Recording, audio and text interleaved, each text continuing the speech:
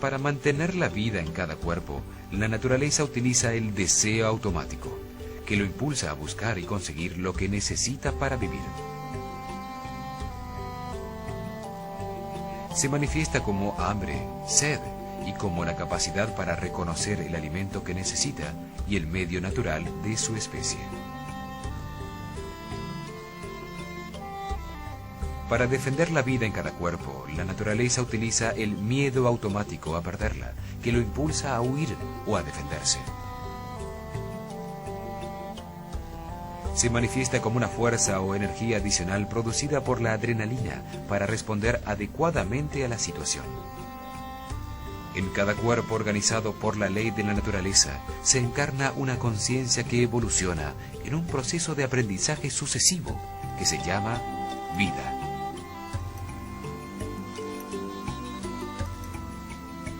Todas las conciencias individuales recorren el mismo camino hacia la sabiduría, pero se encuentran en distintos niveles de evolución. El ser humano solo aprende y evoluciona relacionándose con otros hombres. Lo valioso en la vida son las relaciones, no las creencias.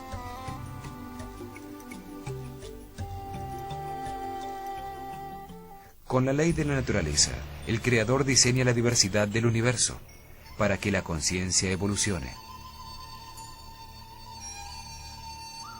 Diferentes razas, en distintos lugares y climas, expuestas a diferentes situaciones y culturas, permiten el contraste de la diversidad.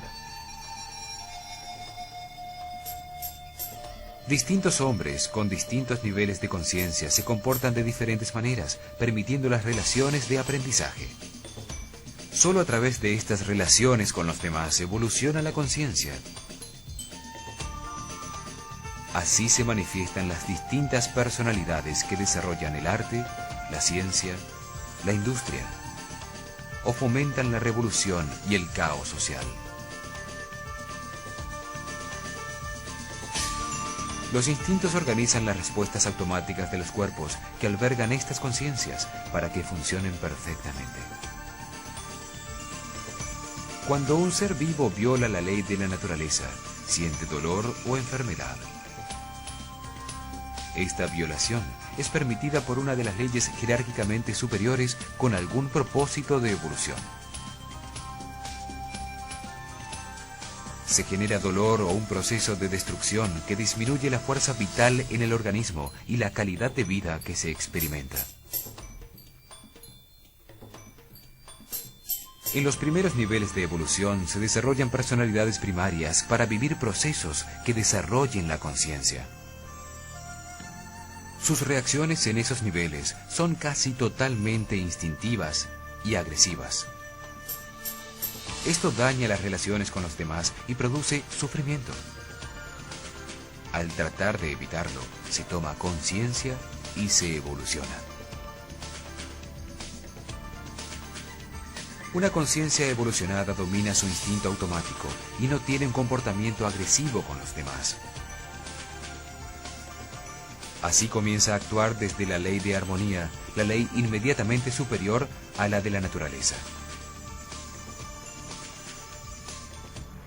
El propósito de la vida es enseñarnos lo que no sabemos a través de las experiencias en el cuerpo físico. Vivimos para aprender, para graduarnos en sabiduría universal. Hemos visto evidencias contrarias a la historia convencional que nos permiten aceptar la existencia de una civilización anterior a la actual que desapareció dejando muy pocos rastros con el cataclismo universal. En nuestro próximo programa veremos cuándo desapareció la Atlántida, de acuerdo a información registrada por muchos pueblos de la Tierra. Veremos distintas teorías sobre su posible ubicación hasta llegar al sitio donde más posibilidades tiene de haber existido y por supuesto continuaremos profundizando en las 7 leyes universales. Acompáñenos.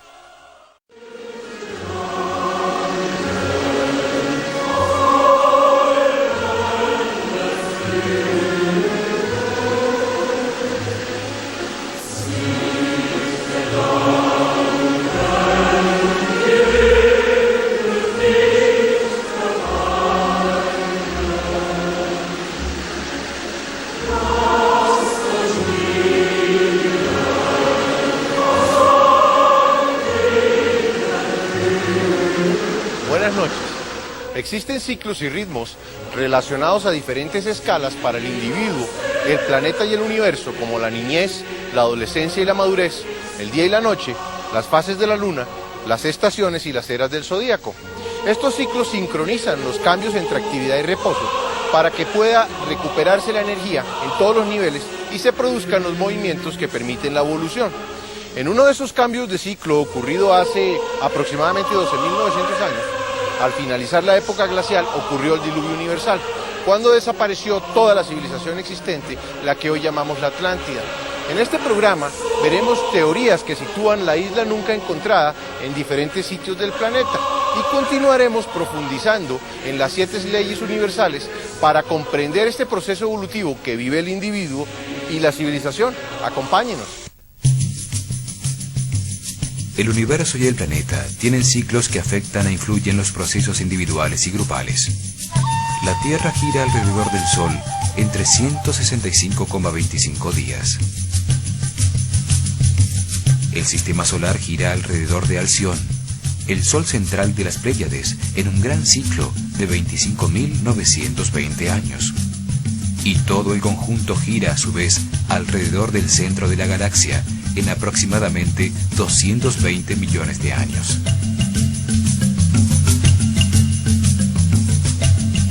Son ciclos del universo, regulados por la ley de la armonía, para sincronizar los períodos de actividad y reposo, de día y de noche, de siembra y cosecha, de estaciones difíciles a las que les sigue la primavera y el verano. Están diseñados por el Creador para permitir el avance de las conciencias hacia la sabiduría. En todo ciclo, al pasar el punto medio de desarrollo de la estructura social, aparece la fuerza de disolución, que se intensifica en las 2/3 partes del ciclo. Al final de los grandes ciclos universales, se renuevan completamente los procesos geológicos, sociales y humanos para permitir el desarrollo de una nueva estructura para la evolución. Se cosechan las conciencias más evolucionadas y sabias entre miles de millones de almas para que asciendan en las jerarquías del universo como resultado de la comprensión obtenida con las experiencias de la vida. Es un momento que los libros sagrados denominan el juicio final, cuando los seres humanos se autoclasifican y aparece la información y los elementos necesarios para el próximo ciclo. Todos los seres humanos van subiendo por cada uno de los niveles de aprendizaje correspondientes a las 7 leyes universales. Las civilizaciones crecen como niños y desarrollan características sociales, económicas, políticas y religiosas que definen las respuestas de los individuos y las maneras de aprender sobre el universo. Sin embargo, llega un momento en que la estructura desarrollada se vuelve rígida.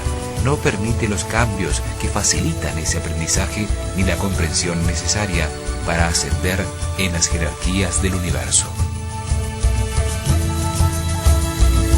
Por eso, existen los grandes ciclos que renuevan la Tierra, permitiendo un nuevo desarrollo social por otro período igual. Lo importante no es la civilización o su estructura, sino la conciencia individual en su eterno desarrollo, en el que adquiere sabiduría para ascender en las jerarquías del universo hacia Dios. Se puede decir que la civilización es el cuerpo que contiene la personalidad temporal de toda la humanidad, en su proceso de comprensión del universo y evolución espiritual. Estos grandes ciclos producen eventos magnéticos a escala de toda la humanidad que sacuden al planeta y generan cambios como el diluvio que produjo la desaparición de la civilización atlante para dar paso al nuevo ciclo de la actual civilización que llamaremos Aria.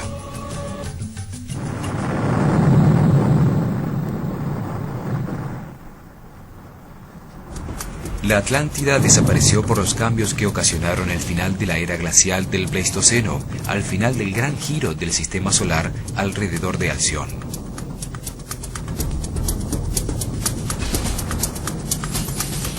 Ese gran ciclo fue dividido por los sumerios en 12 eras, de 2160 años cada una,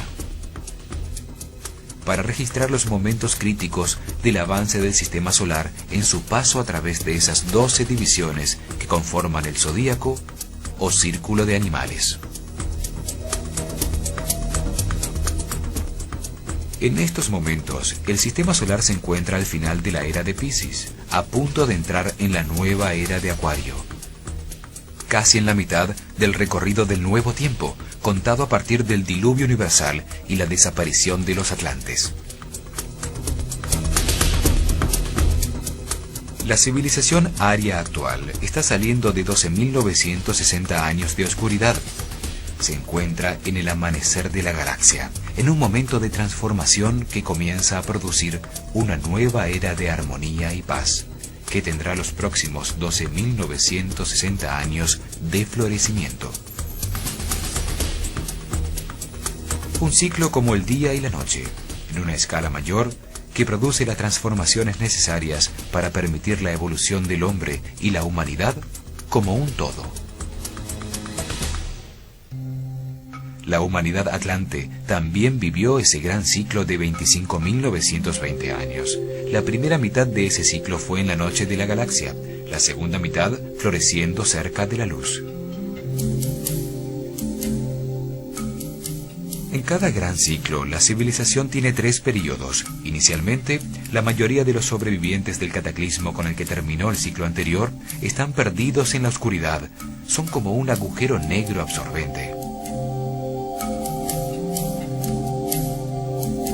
Solo existe el lamento por lo perdido. Emanan solo luz negra de sí mismos. Pero con el tiempo se sobreponen y gestan una civilización primitiva. En una segunda etapa, maestros con conocimientos, sabiduría y niveles superiores de conciencia que sobrevivieron al cataclismo, o guías que pertenecen a las jerarquías superiores del universo, que permiten el establecimiento de las estructuras básicas de la sociedad. Así aparecen civilizaciones guiadas por seres superiores como Thoth el Atlante, quien desarrolló las ciencias y la escritura de los egipcios, o Anu y Enki, que guiaron a los sumerios. Los individuos más avanzados de la civilización actual recibieron el conocimiento del ciclo anterior Atlante, convirtiéndolo en la base de la nueva estructura. Durante los últimos 12.948 años, han desarrollado una cultura propia y están en el proceso de transformación que los conducirá al apogeo de la actual civilización, cuando la sociedad y la mayoría de sus individuos conecten los centros de amor en la conciencia. En ese momento, los individuos evolucionados, soles radiantes que emiten la luz dorada que no produce sombras, al vivir con la sabiduría contenida en las 7 leyes universales, guían a la civilización en su camino hacia el momento final de toma de conciencia y conclusión del ciclo. Esto mismo sucedió con los atlantes en su paso por el mismo punto. En toda civilización hay individuos en distintos niveles de evolución en su avance por la pirámide de las 7 leyes universales. Los procesos evolutivos son individuales.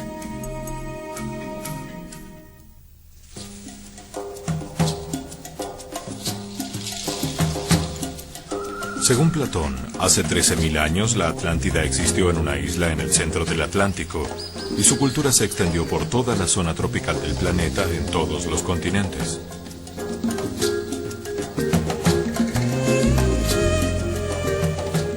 Es absurdo pensar que una civilización que se desarrolló por 25.920 años y que llegó a tener avanzadas tecnologías que incluían la antigravedad y el transporte aéreo, estaba circunscripta a una isla.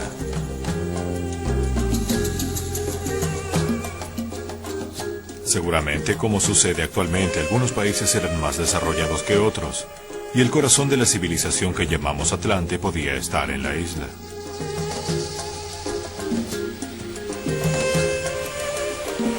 Con el cataclismo conocido como el diluvio universal, la isla desapareció y en todos los sitios de la Tierra se registraron inundaciones, terremotos y destrucción. Los libros sagrados de casi todas las culturas registran el desastre que hundió bajo las aguas el dorado reino de una civilización con avanzada tecnología, precipitando a la barbarie a la mayoría de sus sobrevivientes. Las Islas Doradas hindúes, la Península Dorada griega, el Dorado americano, la Casa de Apsu de las tradiciones babilonias, la fortaleza subterránea de los persas, el Atala de los hindúes, el Tulapán Chiconautlán, Tuyán o Aztlán de los mayas, el llamado Códice Dresde de los mayas, ilustra un eclipse anular de sol y una serpiente en el cielo que derrama torrentes de agua por la boca. El cielo se acercó a la tierra y todo pereció en un día. Hasta las montañas desaparecieron bajo el agua. El Popol Vuh, otro libro sagrado maya, sitúa al este la tierra de sus antepasados desaparecida bajo el mar, en un día en que también en su tierra había fuego en el cielo y una lluvia de agua y brea convirtió el día en noche cerrada. La tierra temblaba y los árboles y las casas caían en pedazos. El Chilambalam, el libro sagrado de los sacerdotes mayas, afirma que terribles erupciones y terremotos sucedían mientras las islas se sumergían bajo las aguas del mar y del cielo caía una lluvia negra.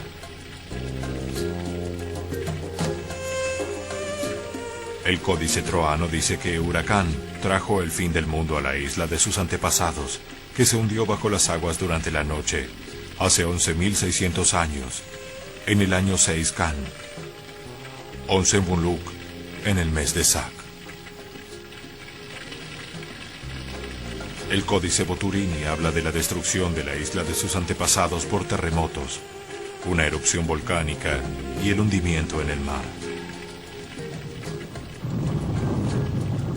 Para los aztecas, Quetzalcóatl, el dios del aire, quien les enseñó el uso de los metales, de la agricultura y de las artes, llegó de Tlapayán, una isla al este que se hundió bajo el mar cuando se oscureció el sol y la lluvia destruyó todo lo que existía.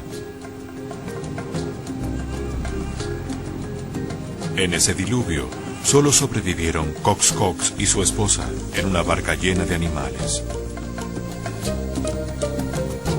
Los egipcios creían que su civilización había sido traída por Tot desde Amenti, el rojo país de los muertos que se encontraba al oeste donde vivían los misteriosos Hanebut, la gente de los pilares gemelos.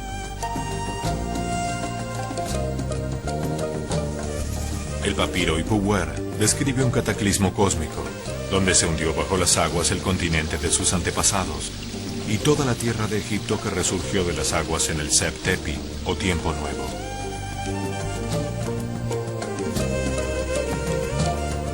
Los fenicios, cuyo nombre significa rojos en griego, aseguraban que sus antepasados procedían de una isla de fuego. Los celtas dicen que vinieron de una tierra que se hundió en el mar por un terrible cataclismo, la tierra de Glass. También la llamaban el paraíso hundido o Cantref-Wello.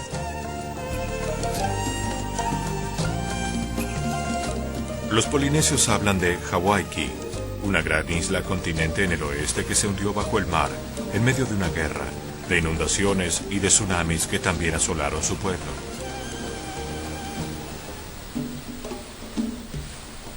Platón no es el único escritor antiguo que habla de una civilización anterior.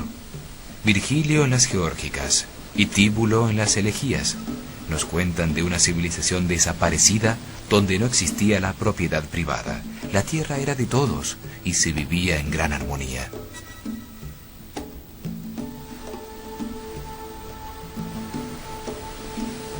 El poeta romano Ovidio describe en la Metamorfosis el hundimiento bajo las aguas de toda la civilización atlante.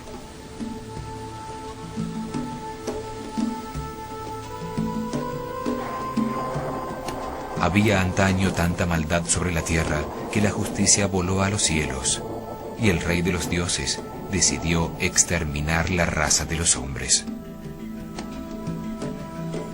La cólera de Júpiter se extendió más allá del reino de los cielos. Neptuno, su hermano de los mares azules, envió olas en su ayuda y copó la tierra con su tridente, y ésta tembló y se estremeció. Muy pronto, no era ya posible distinguir la tierra del mar. Bajo las aguas, las ninfas nereidas contemplaban asombradas los bosques, las casas y las ciudades. La mayoría de los pueblos sobre la tierra registran una destrucción generalizada alrededor del globo por un cataclismo que destruyó una dorada civilización. Todo indica que el diluvio ocurrió entre el año 10.500 a.C. y el 11.500 a.C. Los calendarios de casi todas las culturas comienzan a contar lo que llamaron el Nuevo Tiempo en ese periodo. Los calendarios egipcio, maya, inca y persa eran muy similares. Todos dividían el año en 18 meses de 20 días y tenían un periodo de transición de 5 días de fiesta para recibir el año nuevo. Los persas, que practicaban la religión de Zoroastro, comienzan a contar el nuevo tiempo en el año 10.600 a.C.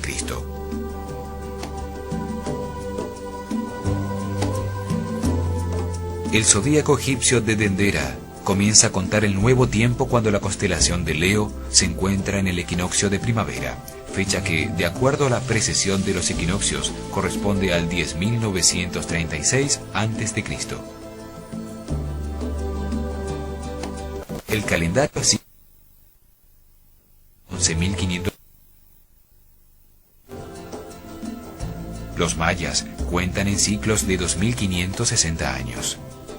En el comienzo de los tiempos, en el 3113 a.C., habían transcurrido 3 ciclos, o sea, 7.680 años, lo que nos lleva al 10.793 a.C.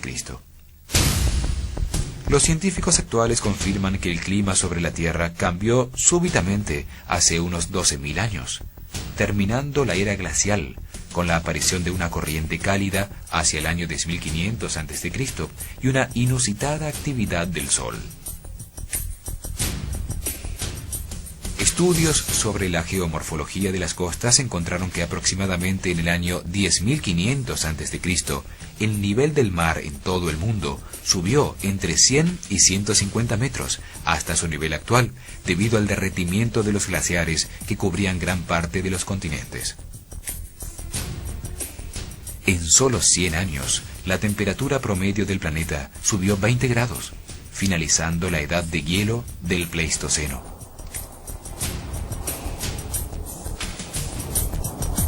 Los continentes cambiaron de forma al derretirse la masa de hielo, que liberó la presión isostática sobre la corteza de la Tierra, produciendo nuevas montañas y fuertes movimientos en las placas tectónicas. Esto produjo la extinción de muchos mamíferos, el cambio de la forma de los continentes y el hundimiento de la Atlántida. El investigador Zecharia Sitchin se basa en tablas sumerias para afirmar que el final de la era glacial, del Pleistoceno y el diluvio sucedieron entre el 10.500 y el 11.000 a.C.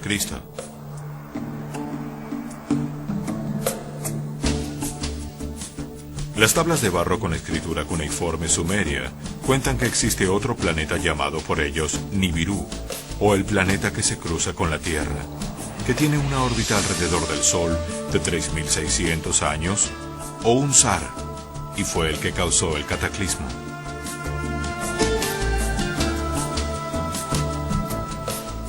El cruce cercano a la órbita de la Tierra de Nibiru, el planeta no reconocido, con su campo magnético y fuerza gravitacional, desestabilizó a la Tierra moviendo su eje de rotación. En ese momento el clima del planeta cambiaba.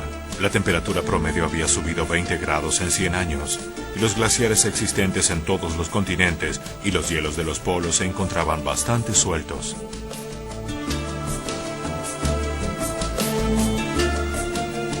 moverse el globo, el bloque continental de hielo suelto cae al mar, provocando una ola gigantesca.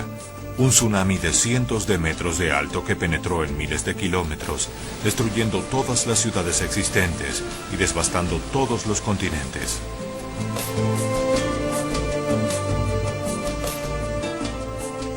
El movimiento de las capas tectónicas provocó un terremoto global, la explosión de todos los volcanes, enormes evaporaciones de agua y tormentas. Miles de kilómetros cúbicos de polvo oscurecen el cielo, produciendo un efecto invernadero que no deja escapar el calor, aumentando la temperatura, terminando de derretir los glaciares y sumergiendo continentes. Así se hunde la Atlántida.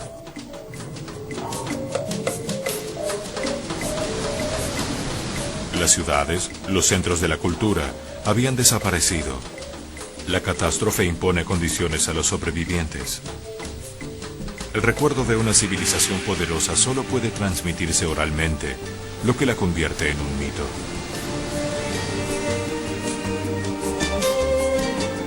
En todas las culturas aparece el mito del diluvio y de un ser a quien le avisan de la inminente catástrofe, con órdenes precisas de aprovisionarse, reuniendo semillas y animales para reiniciar la civilización.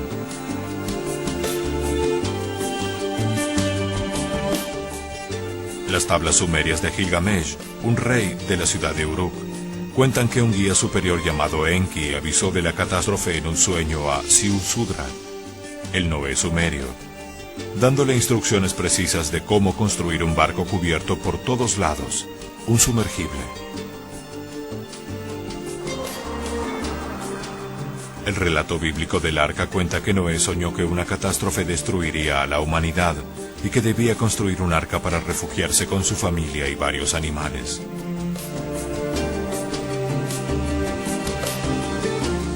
El Zendavesta persa cuenta la misma historia, pero la protección de Yima, su familia, animales y plantas fue en una cueva.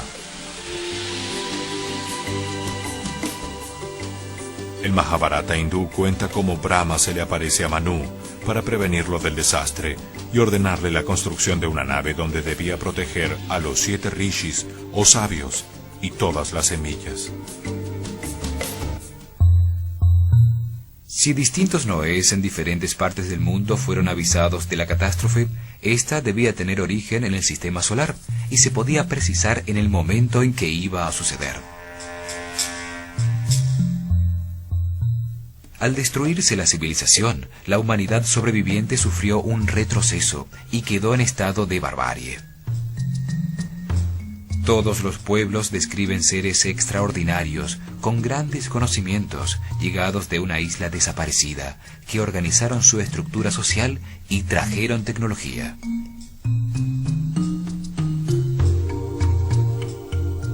Enki y Anu, que organizaron a los sumerios. Tot a los egipcios. Quetzalcóatl, que venía de Aztlán. Viracocha, que llegó del norte a las tierras incas. Los imperios aztecas, mayas e incas fueron destruidos fácilmente por un puñado de conquistadores, por estar esperando el regreso de sus guías iniciales, seres altos, blancos y barbudos que venían del país del sol naciente. Se puede afirmar que la civilización que llamamos la Atlántida desapareció con un cataclismo mundial en el cambio ocurrido entre la era de Virgo a Leo, aproximadamente en el año 10.936 a.C.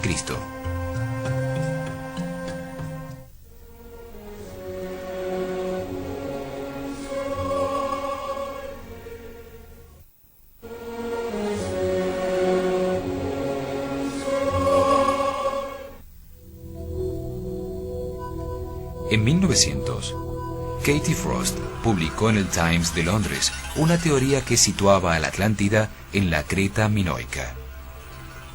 Hablaba de una pacífica civilización que fue el centro de un gran imperio unido por el mar. Argumentó que su capital, Knossos, junto con las ciudades aliadas, fueron destruidas cuando estaban más seguras y fuertes, como si todo el reino hubiera sido barrido por el mar, dando lugar a la leyenda de la Atlántida.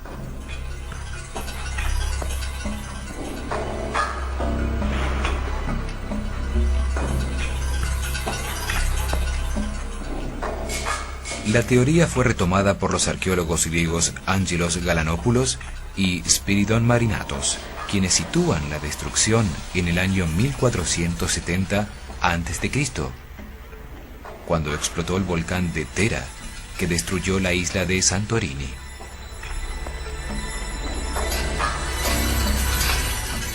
La explosión produjo una gigantesca ola, un tsunami, que barrió con sus aguas todas las islas cercanas, ocasionó fuertes tormentas, terremotos, y sus cenizas bloquearon el sol por años. Creta, hoy parte de Grecia, tuvo una civilización muy avanzada, lenguaje propio, navegación comercial, compleja arquitectura, rituales y juegos.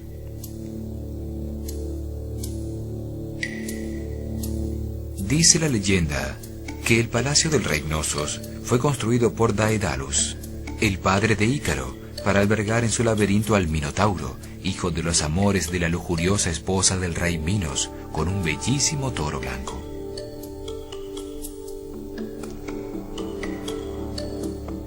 Eran totalmente pacíficos, nunca se encontraron armas en sus ruinas, lo cual era inusual en esos tiempos.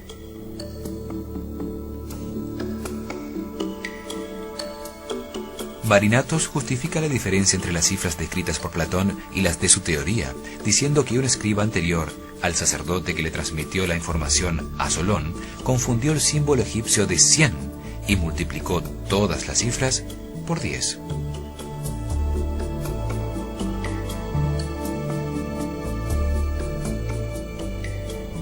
Esto indicaría que Platón fue un ignorante, que desconocía información de una isla tan cercana con una historia tan próxima a su propio tiempo como para aceptar una equivocación semejante.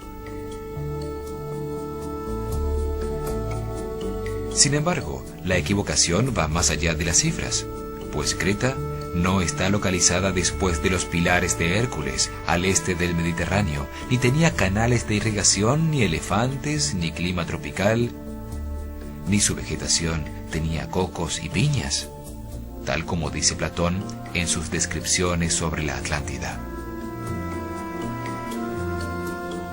La destrucción de Creta sucedió apenas 900 años antes de Solón, no 9000 como dice Platón que sucedió en la Atlántida. No dejaron construcciones megalíticas ni la isla se hundió bajo el mar. La única coincidencia es que en su destrucción hubo volcanes activos, terremotos y tsunamis. Enunciada por Charles Hapgood con el apoyo de Einstein, otra teoría sitúa a la Atlántida sepultada bajo el hielo de la Antártida, argumentando que el Polo Sur estuvo antes en la zona tropical del planeta.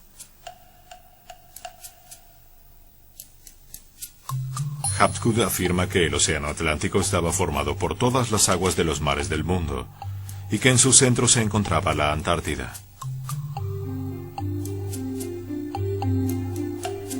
La teoría se desarrolló cuando se encontraron miles de mamuts congelados en Siberia, con hierbas en sus estómagos y sus colmillos en perfecto estado, lo que indicaría que debieron morir súbitamente ahogados.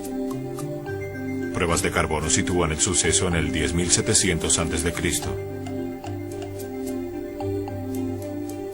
Hapgood afirma que la corteza terrestre que flota sobre un semilíquido de magma se desplazó sobre el núcleo sólido del planeta, girando suelta como la piel de una mandarina, debido a la acumulación paulatina de hielos en los polos.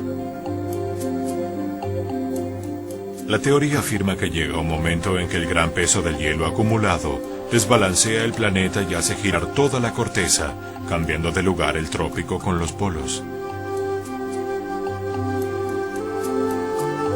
Esto hizo que la Antártida, una isla que se encontraba en el trópico, se desplazara hacia el actual Polo Sur, congelándose bruscamente su clima, mientras Norteamérica, que había estado en el polo, se descongelaba.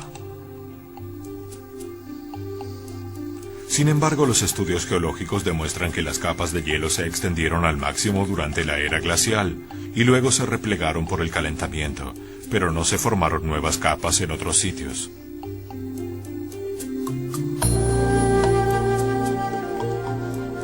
Los bosques ecuatoriales como los del Amazonas, África e Indonesia han existido allí por millones de años, desarrollando gradualmente su enorme variedad de especies, y ningún cambio en el eje de giro los ha congelado o desplazado.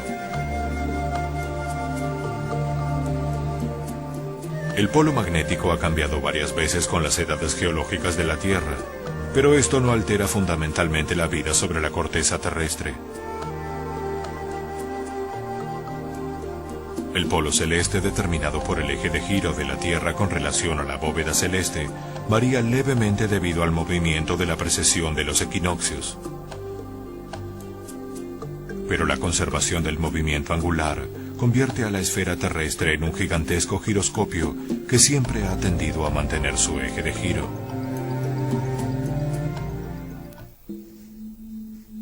Esta teoría tampoco coincide con los hechos narrados por Platón, entre los que afirma que el continente se hundió totalmente en el mar, algo que nunca sucedió con la Antártida. Una hipótesis presentada en 1920 por el científico alemán Alfred Wegener, aceptada por la geología moderna, afirma que los continentes actuales son, desde hace 160 millones de años, partes separadas de un único e inmenso supercontinente llamado Pangea. La ubicación de la gran isla Atlante desaparecida debe tomar en consideración la teoría de Wegener sobre el movimiento de los continentes. Su teoría afirma que los continentes y los océanos están situados sobre unas enormes placas llamadas tectónicas, de roca basáltica, cuarzo y feldespato, que forman la corteza terrestre. Su espesor fluctúa entre los 15 kilómetros bajo la profundidad de los océanos y los 200 kilómetros en los continentes, y flotan sobre un semilíquido de magma hirviente alrededor del núcleo sólido.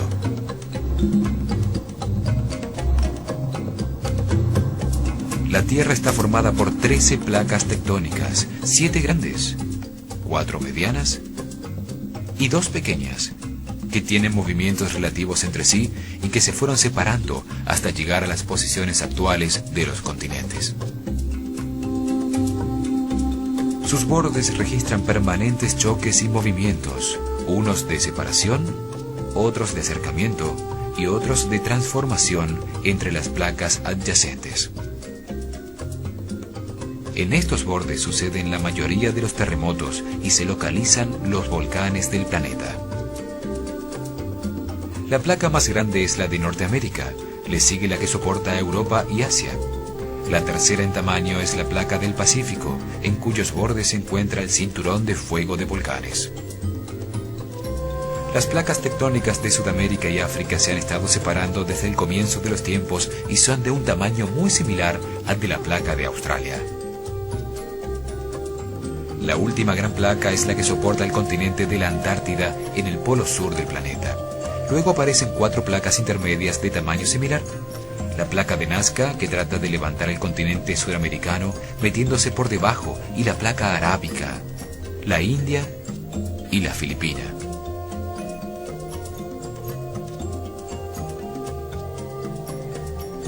También existen las pequeñas placas, como la de Juan de la Fuca frente a California, o la placa de los Cocos frente a Centroamérica en el Pacífico. Y la última de las pequeñas placas es la placa del Caribe, donde ha habido bastante movimiento en los últimos miles de años. Si se toma en consideración la teoría de Wegener sobre el movimiento de los continentes, veremos que existe solo un sitio posible para localizar a la Atlántida. En el Océano Atlántico existen 3 puntos donde confluyen las placas. El primer punto está en la confluencia entre la placa del Caribe, la placa de Sudamérica y la placa de Norteamérica. El segundo es en la confluencia entre la placa de Norteamérica con la de Sudamérica y con la de África, en el sitio llamado la elevación de la mitad del Atlántico. El tercero es en el sitio de contacto entre la placa de Norteamérica con la africana y con la euroasiática. En este triángulo debe localizarse la isla desaparecida. Debido a los movimientos tectónicos ocasionados por el cataclismo, se modificaron todos sus bordes. Los hemisferios occidental y oriental se mueven sobre sus placas tectónicas, reparándose en la mitad del Atlántico en una enorme fractura llamada la Grieta del Atlántico Medio. Se sabe que allí había hace 12.500 años volcanes activos en un sitio llamado el Monte de Venus.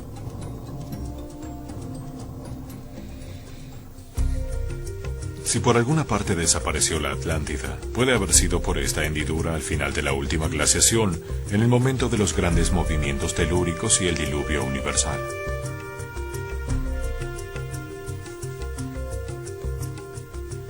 En este mapa vemos la grieta del Atlántico Medio, y los colores corresponden al tiempo de formación de la Tierra en el fondo del océano.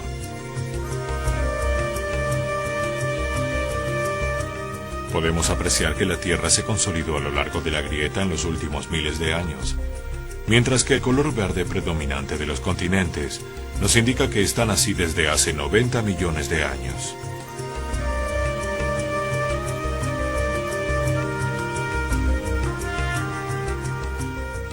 Podemos suponer que si la Atlántida existió, debió estar localizada sobre la zona roja de la hendidura, donde los cambios son más recientes.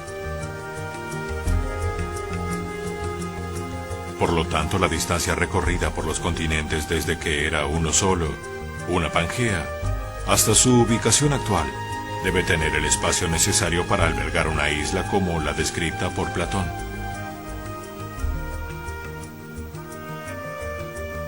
Se puede observar que la isla siempre tuvo el espacio necesario para existir, y que hace 150 millones de años puede haber formado parte del corazón de la Pangea.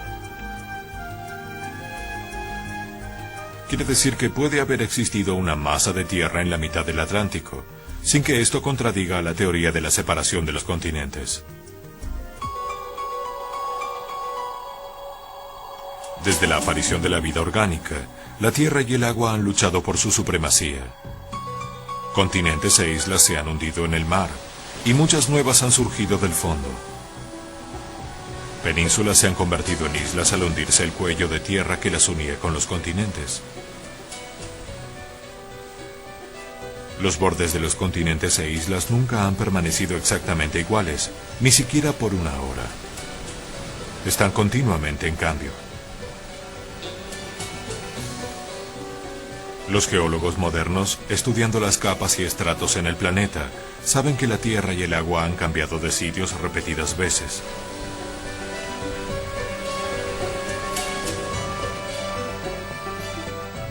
Una de estas veces, en la mitad del Atlántico se hundió para siempre la madre de la actual civilización. Fue uno de los procesos cíclicos regidos por las leyes de correspondencia, evolución y armonía que determinan la evolución de todo el universo.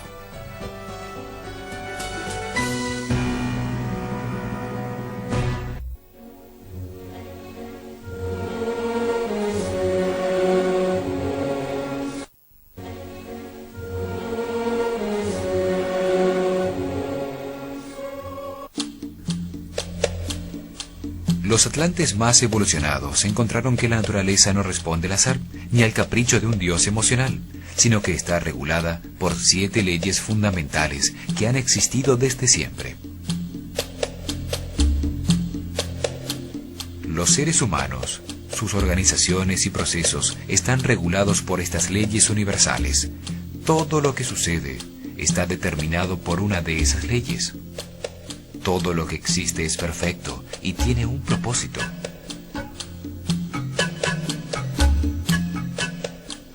Los eventos que no entendemos, como las enfermedades incurables, la violencia y el deterioro de la sociedad, no existen por casualidad, sino que están regulados por esas leyes.